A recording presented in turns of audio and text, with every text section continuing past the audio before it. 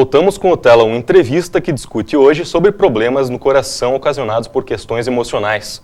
Estamos aqui no estúdio com o Dr. João Vítula e a psicóloga Maria Verônica Morales. Neste bloco vamos tirar as dúvidas da população. Vamos assistir a uma pergunta gravada pela nossa equipe de reportagem. Hoje eu estou aqui na Universidade Positivo para ouvir os estudantes e saber quais são as dúvidas frequentes relacionadas aos problemas do coração. Eu quero saber como que uma decepção pode afetar a saúde de um jovem dos dias de hoje. Então, gostariam de responder a questão? Eu acho que Maria, talvez você gostaria de iniciar essa. Uma tristeza, alguma decepção, quem sabe um namoro que acabou. O que você acha? Emocionalmente, como é que essa pessoa pode ser afetada? Ela pode ser afetada em vários sentidos. Cada um recebe a notícia, uma decepção, de uma forma diferente do outro. Tem pessoas que não conseguem digerir muito bem e não se alimentam bem, não conseguem expor os sentimentos, e aquilo vai indo tudo para dentro. E uma hora o corpo se manifesta de alguma maneira. Pode ser com qualquer tipo de reação. Pode ser com o coração, pode ser falta de alimentação, pode ser várias outras coisas que... É que assim, como eu falei, cada um tem a sua reação. Então, pode ser que a pessoa entre em tristeza profunda e acabe descuidando de outras coisas do dia a dia, o que acaba deixando ela doente. E como detectar se um sentimento emocional negativo é normal ou está se tornando uma ameaça para a saúde? Tristezas e sentimentos ruins todo mundo tem. Mas quando aquilo passa de um limite onde a gente vê que aquilo prejudica a pessoa, triste todo mundo pode ficar. Um dia de tristeza pode ser normal, 2 dias ou alguma coisa assim. Fica triste uma hora quando lembra, depois fica normal, segue a vida. Quando aquilo passa a ser demais, mais do que começa a atrapalhar o dia a dia, a rotina, não ir para aula. Ela falou de jovens, então começa a não ir para aula, não sair com os amigos, começar a se fechar, isso aí começa a ser prejudicial. Então tudo que passa do limite de que você não consegue mais fazer o que você faria antes, começa a ser prejudicial.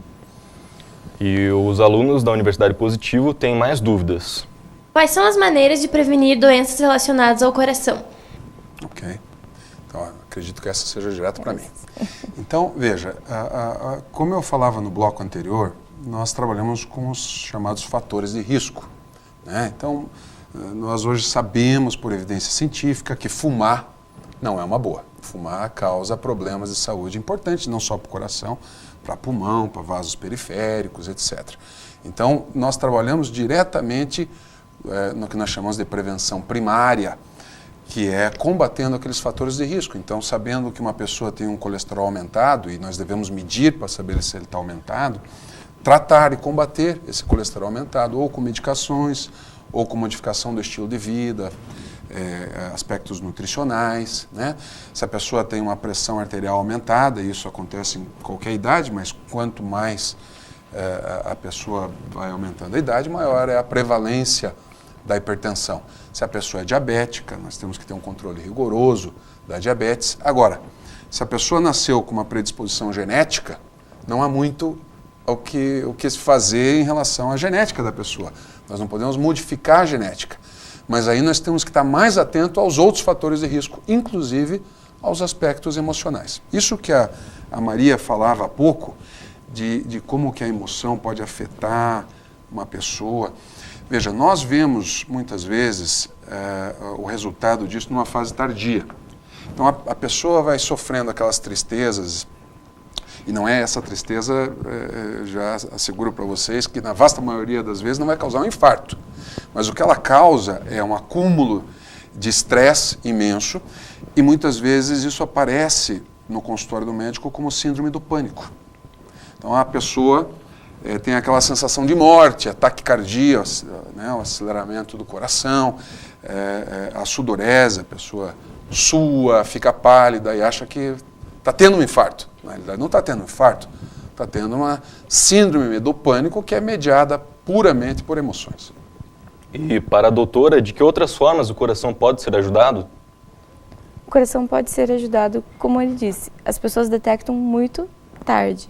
Se a pessoa começa a detectar tudo isso cedo, consegue trabalhar as emoções, os sentimentos e as sensações mesmo. Essa sensação de quase morte, se é visto no começo, antes de ser uma crise grande, consegue ser cuidado.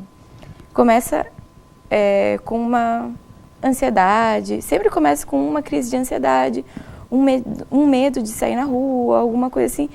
E quando a pessoa percebe que isso não é normal e procura ajuda, antes que fique pior, é melhor, porque não vai ter tantas crises, tanta coisa de taquicardia.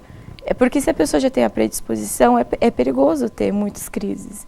Então, se ela se cuida desde o começo, é também não só da pessoa perceber, mas quem está ao redor. Ver uma diferença também dá um alerta. Hoje você não está bem, hoje você está meio fechado, ou você não foi para a aula, o que aconteceu? Para a pessoa também notar que não está normal, que às vezes as pessoas demoram para perceber que não estão no seu estado normal. Com qual idade deve começar um acompanhamento médico cardiológico? Em relação a emoções ou em relação de uma forma geral na cardiologia? Uma forma geral. Veja, existem doenças adquiridas ao longo da vida e aquelas que levam ao infarto, são as obstruções das coronárias, elas vão evoluindo e quanto mais idosa a pessoa, maior a incidência do problema. Existem aquelas doenças congênitas. A pessoa nasceu com um determinado problema.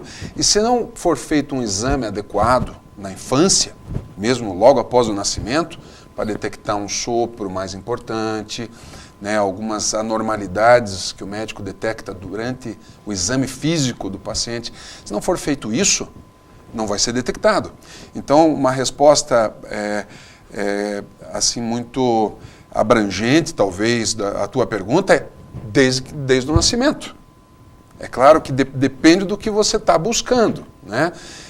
Uma pessoa que se torna diabética, por exemplo, ela vai ter que ter um controle e exames com mais frequência. Existe um número mágico que nós usamos para o desenvolvimento daquilo que leva ao infarto, que é a obstrução de coronária, que é em torno dos 40 anos. Por que 40 anos? Porque se a gente olhar estatísticas, é nesse momento que começa a aumentar a estatística de infarto agudo do miocárdio de uma forma mais importante, em todas as raças, e em homens e mulheres. Então, para nós é um número mágico o check-up mais aprofundado após os 40 anos.